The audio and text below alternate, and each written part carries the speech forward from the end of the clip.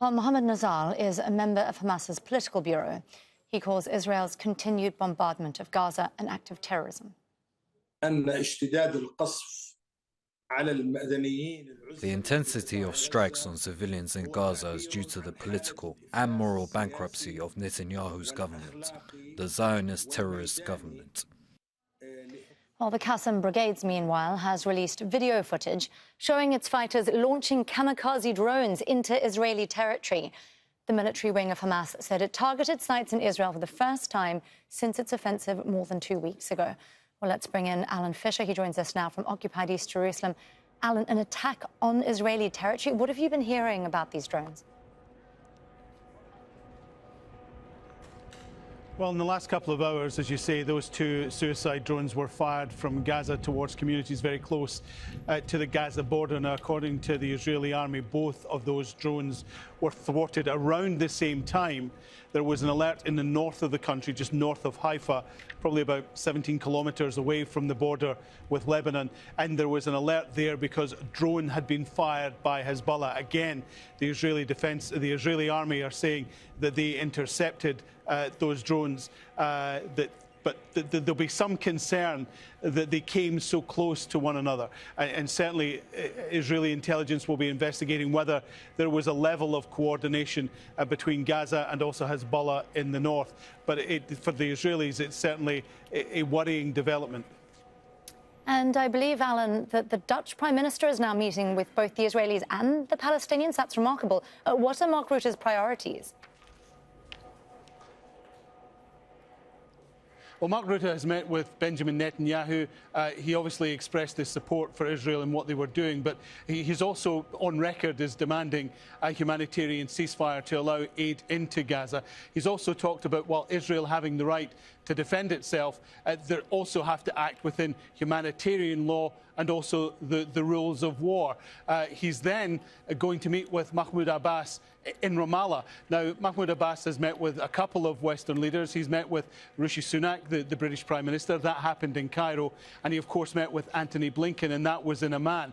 But this is the first time that a Western leader has come here to express their support for Israel, but also added onto that a visit to the Palestinian leader in Ramallah. It's an interesting development, and hopefully we'll hear from Mark Rutte at some point. Now, one thing he wanted to raise with the Israelis was the death of a 33-year-old Dutch woman. She had arrived in Gaza just a couple of days before the war started. She has been killed, and we're told by the Dutch Foreign Ministry, Mark Rutte would like to hear an explanation from the Israelis about that woman's death specifically.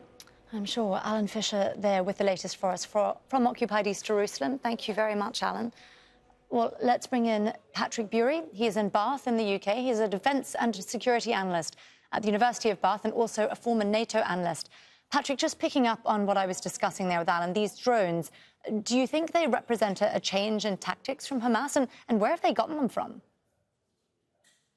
Good afternoon. No, I don't think they've changed tactics. Essentially, we saw the drones being used very successfully against the Israeli security wall, and in particular some of the sensors that are used there, with the Hamas commandos using the drones to essentially drop explosives onto the power packs for those sensors, and then being able to, with a culmination of other tactics, being able to overwhelm the defenders. So this is just par for the course. We've seen them used heavily in Ukraine and continue to be used in Ukraine, and indeed I think a lot of these organizations are learning from each other, watching what is happening via social media, etc., looking for what works and adapting as they go ahead. So I don't think it's anything new. I think it's constantly evolving.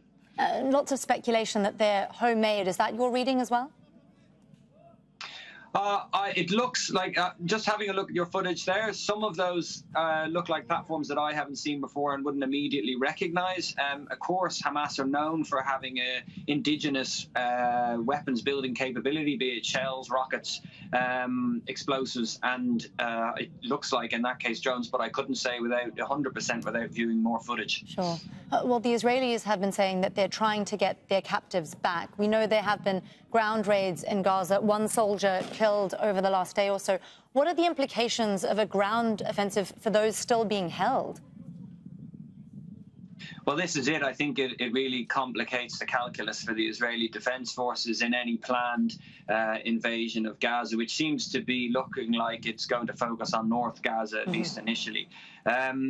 Essentially, you don't really want to start an invasion when your enemy has, over 200 of your hostages. And so I would have thought that the raid is actually quite indicative of how this may go down now in the next few days, and that there'll be intelligence-led raids and operations, probably supported by special forces on the ground, trying to gain even more intelligence, informers, signals intelligence to pick up if they can. But Hamas have been shown that they're very adept at avoiding digital communications in the planning of the 7th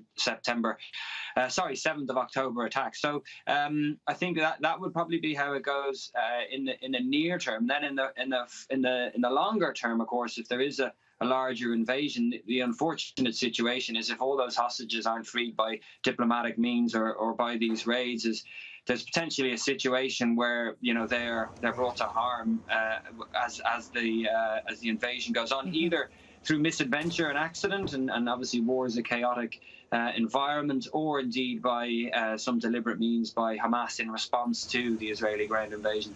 Patrick, so you're saying that you believe that these ground raids, these smaller ground raids, will continue, and then we could still see this bigger ground offensive. It's been reported that the US wants this offensive delayed, partly so it seems it can prepare itself for proxy conflicts elsewhere in the region. How big could this become in your reading? I think the delay so far is actually quite significant, and I think probably what's going on behind the scenes. I don't have inside information at all, but I would imagine that although a lot of the Western leaders are very supportive of Ukraine outwardly, they are raising the international law element, and you must be proportionate and also avoid civilian casualties. But I wouldn't be surprised behind closed doors they're urging restraint, because this is now a tinderbox. Things are poised very finely. And as you rightly say, if there was an Israeli ground incursion into northern Gaza, we would presume that at least some of Hamas would stay and fight. That would turn into a very urban, bloody war, therefore. And of course, the Arab public opinion, which is already against Israel, would probably go further so.